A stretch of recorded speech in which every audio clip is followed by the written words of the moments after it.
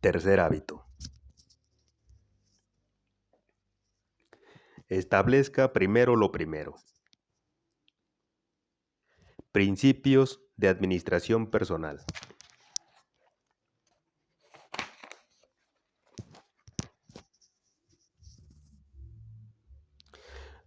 Lo que importa más nunca debe estar a merced de lo que importa menos. Goethe. Puede el lector tomarse un momento y redactar una breve respuesta para cada una de las dos preguntas siguientes. Esas respuestas le resultarán importantes cuando empiece a trabajar con el tercer hábito. Pregunta 1.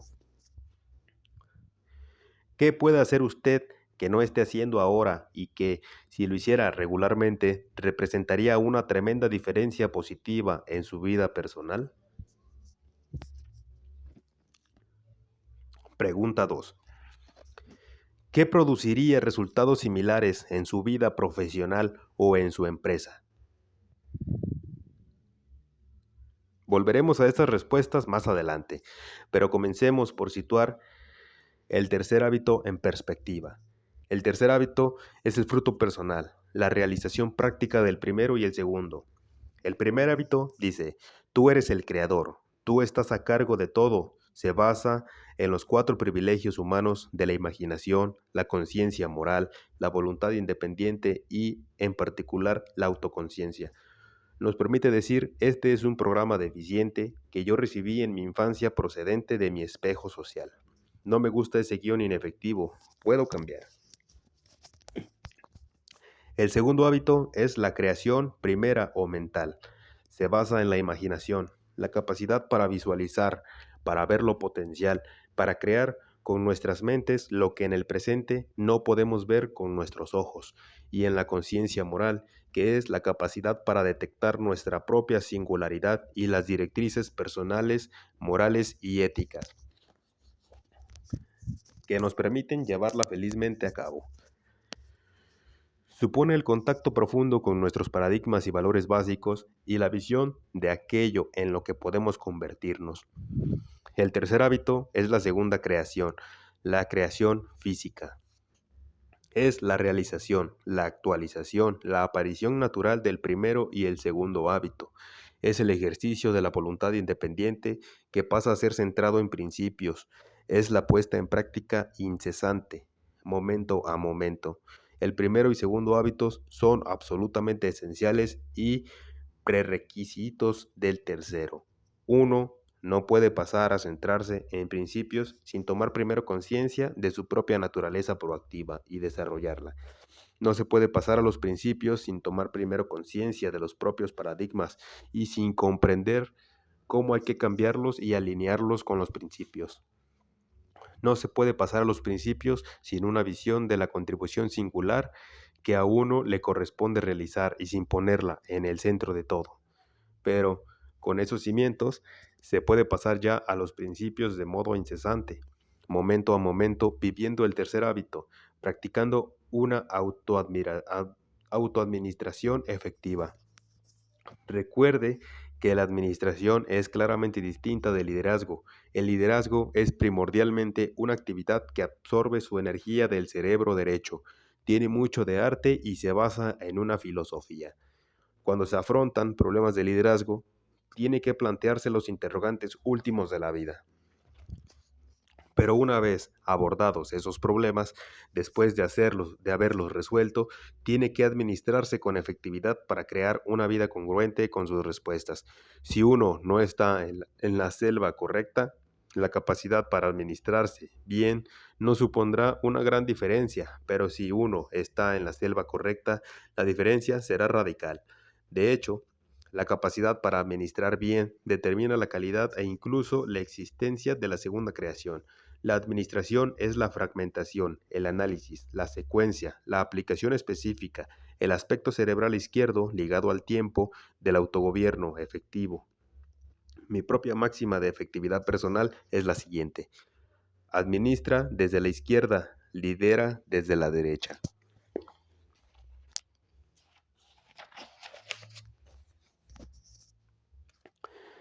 El poder de la voluntad independiente. Además de la autoconciencia, la imaginación y la conciencia moral es el cuarto privilegio humano, la voluntad independiente, el que realmente hace posible la autoadministración efectiva. Se trata de la capacidad para tomar decisiones y elegir y después actuar. En consecuencia, significa actuar en lugar de ser actuado. Llevar proactivamente a cabo el programa que hemos desarrollado a través de los otros tres dones. La voluntad humana es asombrosa. Una y otra vez se ha impuesto sobre adversidades increíbles. Los Helen Keller de este mundo dan prueba, de modo espectacular, del valor y el poder de la voluntad independiente. Pero cuando examinamos este don en el contexto de la autoadministración efectiva, comprendemos que por lo general no es el esfuerzo dramático visible que se realiza hasta el extremo una vez en la vida el que procura un éxito duradero. El poder se adquiere aprendiendo a usar ese gran don en las decisiones que tomamos día tras día. El grado en que hemos desarrollado nuestra voluntad independiente en la vida cotidiana se mide por nuestra integridad personal. Fundamentalmente la integridad es el valor que nos asignamos a nosotros mismos, es nuestra capacidad para comprometernos a mantener los compromisos con nosotros mismos, de hacer lo que decimos. Es respetarse a uno mismo, una parte fundamental de la ética de carácter, la esencia del desarrollo proactivo. La administración efectiva consiste en empezar por lo primero. Mientras que el liderazgo decide qué es lo primero, la administración le va asignando el primer lugar día tras día, momento a momento. La administración es disciplina puesta en práctica, disciplina derivada de discípulo, discípulo de una filosofía, de un conjunto de valores, de un propósito supremo, de una meta superior o de las personas que la representan. En otras palabras, si uno es un administrador efectivo de sí mismo, la disciplina proviene del interior, es una función de la voluntad independiente. Uno es discípulo, un seguidor de los propios valores profundos y sus fuentes, y tiene la voluntad, la integridad de subordinar a esos valores todos los sentimientos, impulsos y estados de ánimo. Uno de mis ensayos favoritos de The Common Denominator, escrito por E.M. Gray, este autor pasó su vida buscando el denominador que comparten todas las personas del éxito. Encontró que ese denominador común no era el trabajo duro, la buena suerte ni la habilidad para relacionarse, aunque todos esos factores tenían importancia. El factor que parecía trascender a todos los otros materializa la esencia del tercer hábito, empezar por lo primero. La persona de éxito tiene el hábito de hacer las cosas que a quienes fracasan no les gusta hacer. Observo. No necesariamente le gusta hacerlas, pero su disgusto está subordinado a las fuerzas de sus propósitos. Esa subordinación requiere un propósito, una misión, un claro sentido de dirección y valor establecido por el segundo hábito. Un ardiente, sí, interior que hace posible decir no a otras cosas. También requiere voluntad independiente, el poder de hacer algo cuando uno no quiere hacerlo, y dependen de los valores y no del impulso o deseo del momento. Es el poder de actuar con integridad respecto de la primera creación proactiva.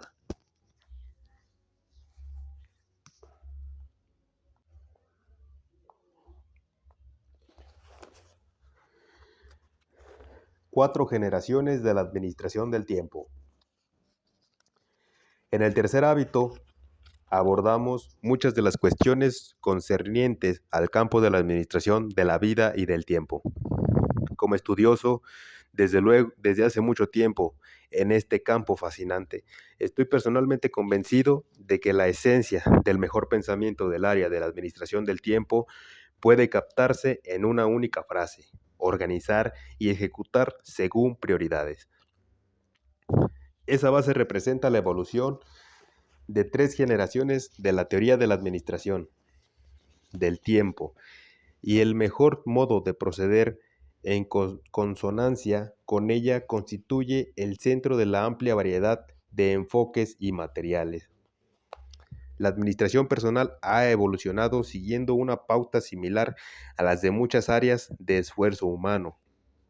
Los más grandes impulsos de desarrollo u olas, según los denomina Alvin Toffler, se siguen secuencialmente y cada uno de ellos añade una nueva dimensión vital. Por ejemplo, en el desarrollo social, después de la revolución agrícola, vino la revolución industrial,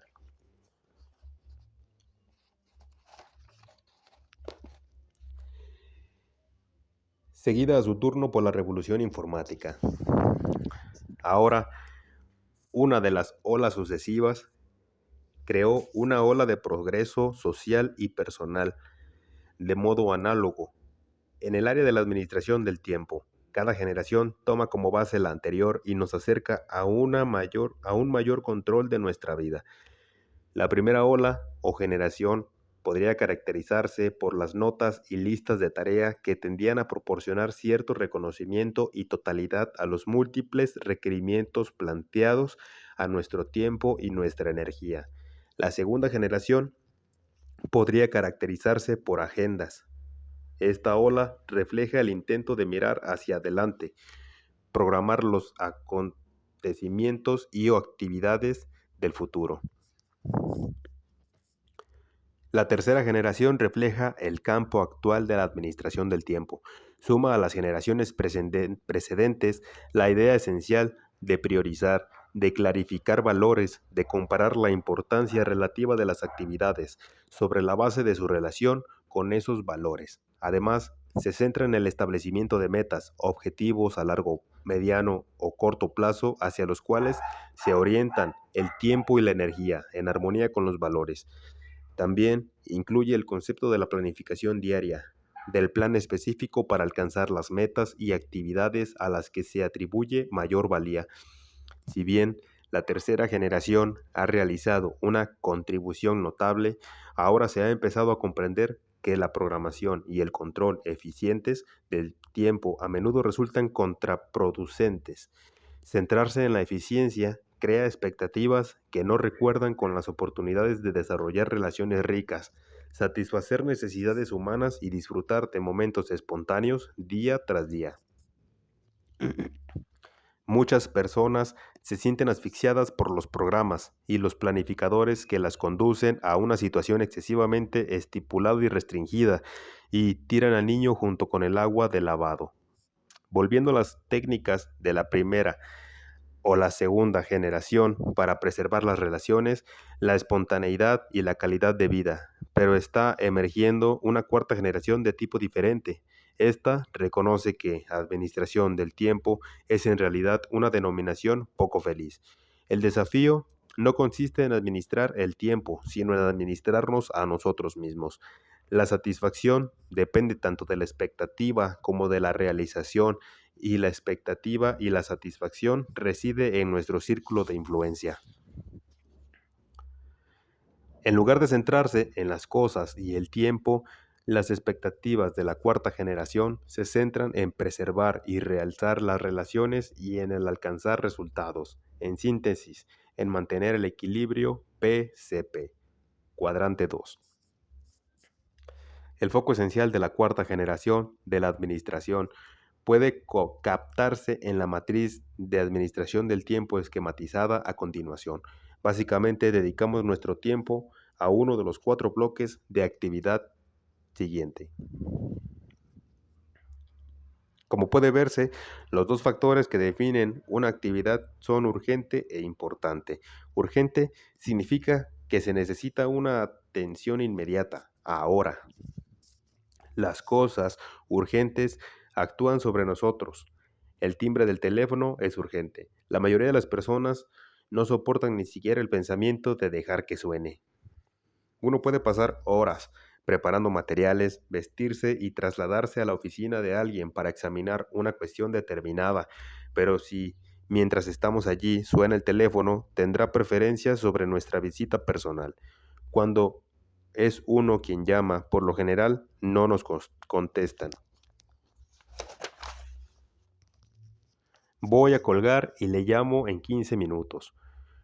Pero son estas mismas personas que por teléfono nos atienden de inmediato, las que pueden dejarnos esperando en una oficina por lo menos durante ese mismo lapso, mientras terminan una conversación telefónica con algún otro. Las materias urgentes son por lo general muy visibles, por lo nos presionan, reclaman acción, a menudo complacen a otros, por lo general las tenemos ante nuestras propias narices y suelen ser agradables, fáciles, divertidas, pero con la misma frecuencia carecen de importancia. La importancia, por otra parte, tiene que ver con los resultados. Si algo es importante, realiza una aportación a nuestra misión, a nuestros valores, a nuestras metas de alta prioridad. Ante las materias urgentes, reaccionamos. Las cuestiones importantes que no son urgentes requieren más iniciativa, más proactividad. Tenemos que actuar para no dejar pasar la oportunidad, para hacer que las cosas ocurran. Si no practicamos el segundo hábito, si no tenemos una idea clara de lo que es importante, de los resultados que deseamos obtener en nuestras vidas, con facilidad nos veremos desviados hacia la respuesta ante lo urgente. Examinemos por un momento los 4 cuadrantes de la matriz de la administración del tiempo. El cuadrante 1 es urgente e importante. Tiene que ver con los resultados significativos que reclaman atención inmediata a las actividades del cuadrante 1. Por lo general, las denominamos crisis o problemas. Todos experimentamos en nuestras vidas algunas actividades del cuadrante 1, pero el cuadrante 1 agota y consume a muchas personas. Son administradores de crisis, personas orientadas hacia los problemas, productores que trabajan al borde de los plazos. Mientras uno se centra en el cuadrante 1, este crece cada vez más hasta que nos domina. Es como el oleaje, llega en gran problema, nos golpea y nos deja tendidos y confusos. Uno lucha, se pone en pie y lo único que consigue es quedar frente a otro problema que vuelve a golpearlo y dejarlo tendido. Algunas personas son literalmente acribilladas por los problemas todo el día y cada día el único alivio que tienen consiste en huir hacia las actividades no importantes ni urgentes del cuadrante 4. De modo que en su matriz total, el 90% del tiempo está en el cuadrante 1 y la mayor parte del restante, 10%, en el cuadrante 4. A los cuadrantes 2 y 3 solo les presta una atención mínima.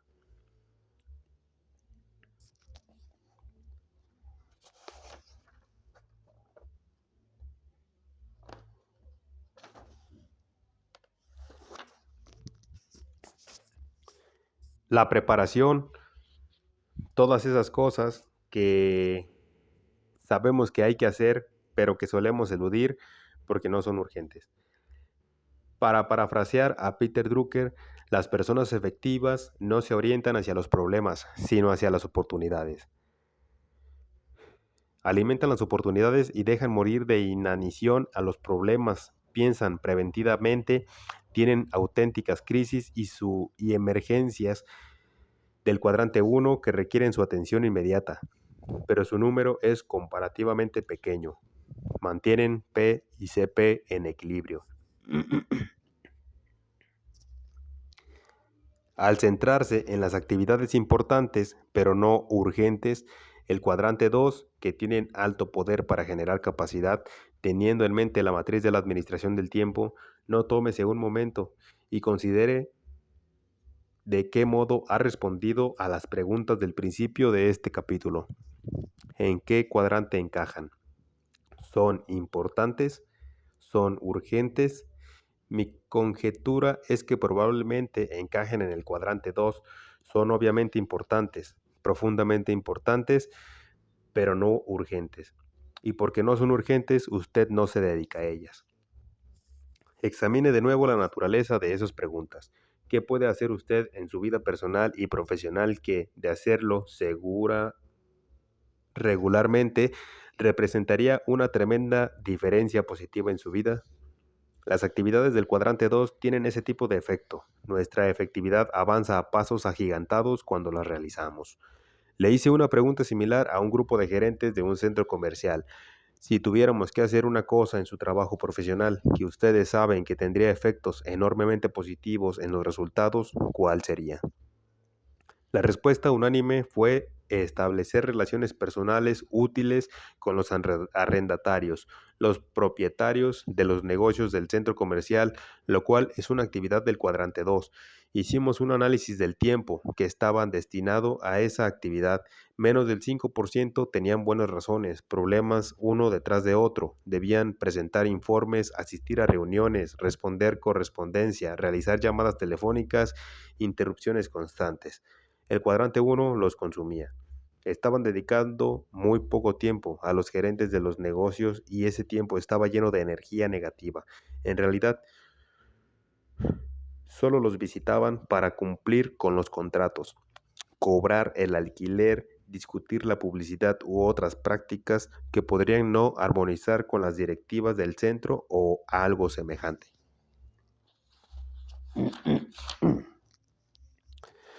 Los comerciantes individuales estaban luchando por la supervivencia, no por la prosperidad. Tenían problemas de personal, problemas de costos, problemas de inventario y una multitud de otros problemas. La mayoría de ellos carecía totalmente de información gerencial. Algunos eran comerciantes perfectos, pero necesitaban ayuda. Los arrendatarios ni siquiera querían ver a los propietarios del centro comercial, que no eran más que otro de los problemas con los que tenían que lidiar. De modo que los propietarios decidieron ser proactivos, determinaron su propósito, sus valores, sus prioridades. En armonía con tales prioridades, decidieron dedicar la tercera parte de su tiempo a relacionarse con los comerciantes. En el trabajo con esa organización, durante más o menos un año y medio, los vi ascender aproximadamente el 20%, lo que representaba un aumento de más del cuádruple. Además, cambiaron de rol, se convirtieron en confidentes, adiestradores y consultores de los comerciantes. Sus intercambios estaban llenos de energía positiva. El efecto fue espectacular y profundo. Al centrarse en las relaciones y resultados más que en el poder y los métodos, las cifras crecieron. Los arrendatarios se quedaron sobreescogidos por los resultados de las nuevas ideas y habilidades, y los gerentes del centro comercial fueron más efectivos y satisfacieron y aumentaron sus listas de arrendatarios potenciales. Dejaron de ser policías y de rondar como supervisores, resolvían problemas y ayudaban. El lector puede ser estudiante universitario, obrero, en una cadena de montaje, diseñador de modas o presidente de una compañía. En todos los casos, creo que si se pregunta qué hay en el cuadrante 2, cultiva la proactividad y la pone en práctica, finalmente logrará los mismos resultados. Su efectividad aumentará extraordinariamente, sus crisis y problemas se reducirán hasta adquirir proporciones manejables porque pensará con anticipación, trabajando sobre las raíces, adoptando en primer lugar las medidas que impidan que las situaciones lleguen a convertirse en crisis, en la jerga de la administración del tiempo. Esto se llama el principio de Pareto. El 80% de los resultados provienen del 20% de las actividades.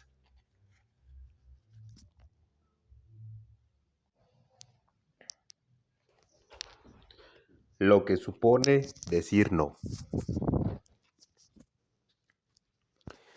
En un principio, solo se puede obtener tiempo para el cuadrante 2 en los cuadrantes 3 y 4. No se pueden ignorar las actividades urgentes e importantes del cuadrante 1, aunque este se reducirá cada vez más a medida que se dedique más tiempo a la prevención y preparación del cuadrante 2. Pero el tiempo inicial para este cuadrante tiene que provenir de los cuadrantes 3 y 4.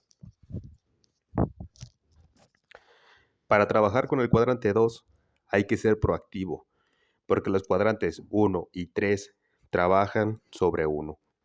Para decirles sí a las prioridades importantes del cuadrante 2, hay que aprender a decirles no a otras actividades, algunas de ellas en apariencia urgentes.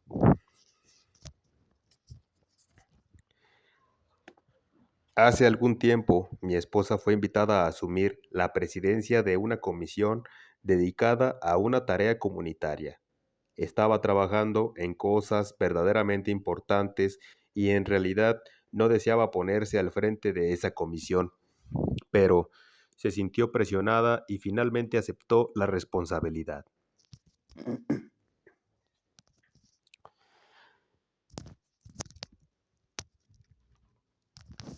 Entonces llamó a una de sus amigas para pedirle colaboración, también a ella.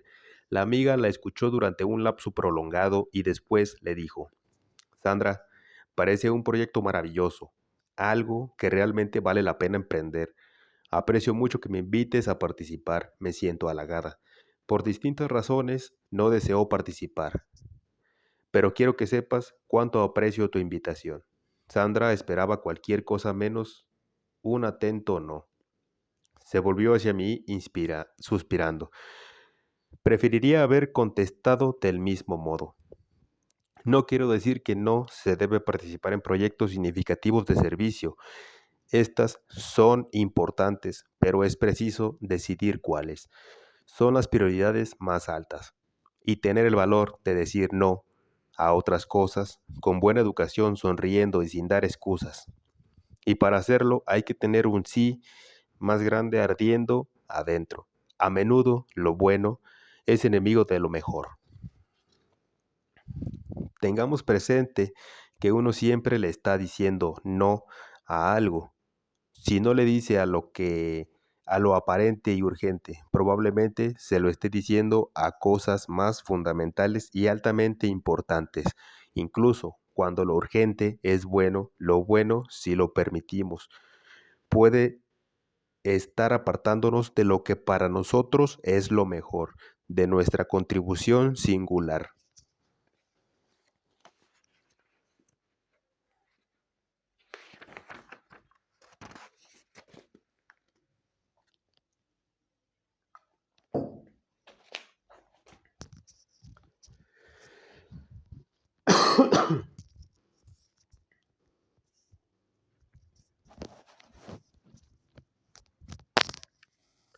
Cuando yo era director de relaciones universitarias en una gran universidad, contraté como empleado a un escritor inteligente, proactivo, creador.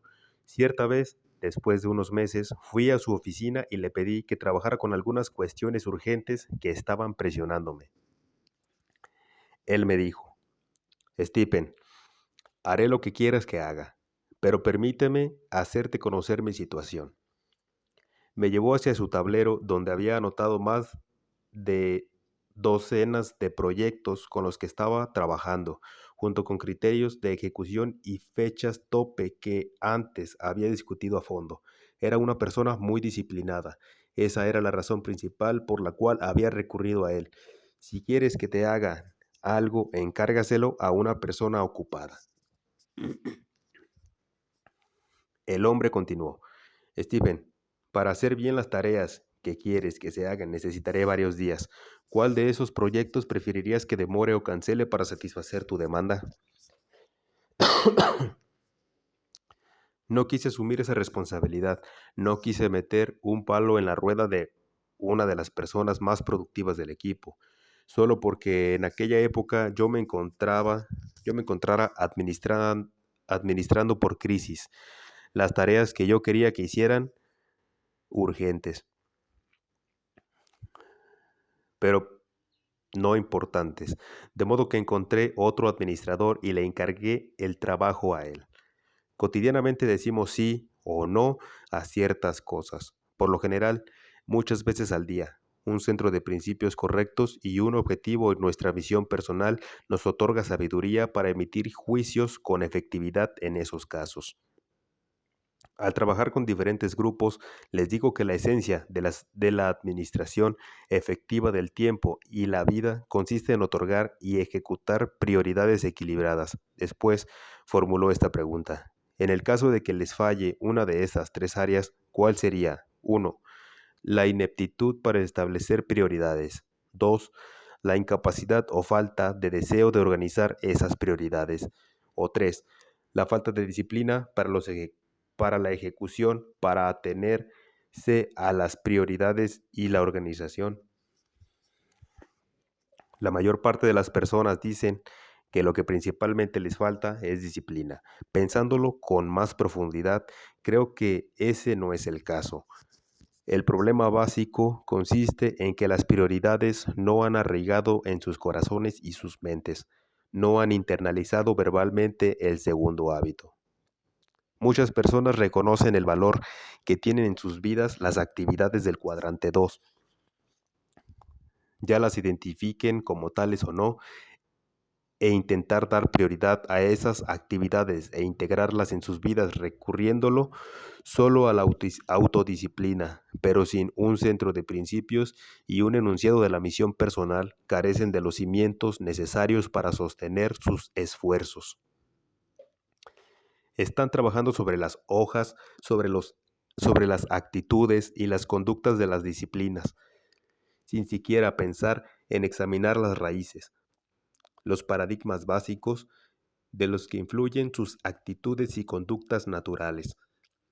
Concentrarse en el cuadrante 2 es un paradigma que surge de un centro de principios. Si uno está centrado en el cónyuge, en el dinero, en los amigos, en el placer o en cualquier otro factor extrínseco, continuamente se verá devuelto a los cuadrantes 1 y 3, reaccionando a esas fuerzas exteriores en las que está centrada su vida. Incluso cuando se centre en sí mismo, terminará reaccionando al impulso del momento en los cuadrantes 1 y 3. La voluntad independiente no puede, por sí sola, disciplinarnos efectivamente en oposición a nuestro centro. Una máxima de los arquitectos dice que la forma sigue a la fundación. De modo análogo, la administración sigue al liderazgo. El modo en que uno pasa el tiempo es la consecuencia del modo en que uno ve su propio tiempo y sus propias prioridades. Si nuestras prioridades surgen en un centro de principios y de una misión personal, si están profundamente arraigadas en nuestro corazón y nuestra mente, el cuadrante 2 aparecerá como un lugar natural y estimulante para invertir el tiempo. Es casi imposible decir no a la popularidad del cuadrante 3 o al placer de huir al cuadrante 4, cuando no se tiene en sí más grande ardiendo adentro. Solo cuando nuestra autoconciencia nos permite examinar nuestro programa y tenemos imaginación y conciencia moral para crear un programa nuevo y singular centrado en principios al que se le puede decir sí. Solo entonces tendremos una fuerza de voluntad independiente que nos permite decirle no, con una sonrisa auténtica a lo que carece de importancia.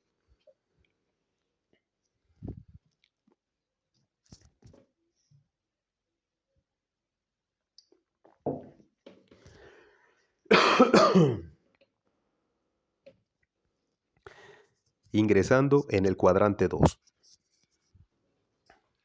Si las actividades del cuadrante 2 constituyen claramente el corazón de la administración personal efectiva,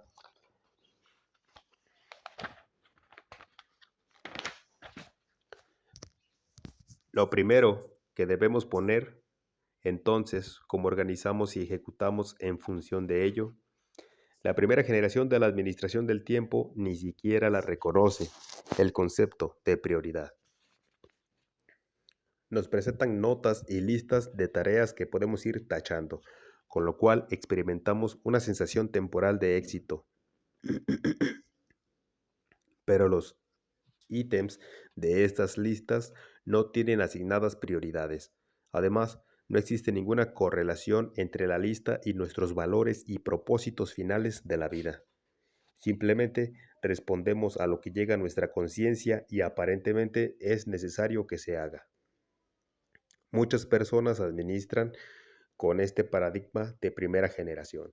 Es el curso de menor resistente. En él no hay angustia ni tensión, resulta divertido seguir la corriente. La disciplina y la distribución del tiempo impuesta externamente dejan en las personas la impresión de que ellas no son responsables de los resultados. Pero los administradores de la primera generación, por definición, no son efectivos. Producen muy poco y su estilo de vida no genera en absoluto capacidad de producción. Azotados por fuerzas externas, a menudo se les considera poco fiables e irresponsables. tienen muy poca sensación de control y autoestima. Los administradores de la segunda generación asumen un poco más de control. Distribuyen su tiempo planificándolo con anticipación y por lo general se les considera más responsables porque llegan cuando se supone que deben hacerlo. Pero también, en este caso, las actividades programadas no presentan ninguna atención a las prioridades ni reconocen ninguna correlación con los valores más profundos y las metas. Presentan pocos logros significativos y solo tienden a la distribución en el tiempo. Los administradores de tercera generación dan un significativo paso adelante, clarifican sus valores y establecen metas, planifican día tras día y establecen prioridades. Como he dicho, ahí es donde está hoy en día la mayor parte de la administración del tiempo, pero esta tercera generación representa algunas limitaciones críticas. Primero, limita la visión. La planificación diaria a menudo omite cosas importantes que solo pueden verse con una perspectiva más amplia. La expresión misma planificación diaria se centra en lo siguiente, el ahora. Y bien, el establecimiento de prioridades de tercera generación ordena la actividad. No empieza por cuestionar la importancia esencial de dicha actividad.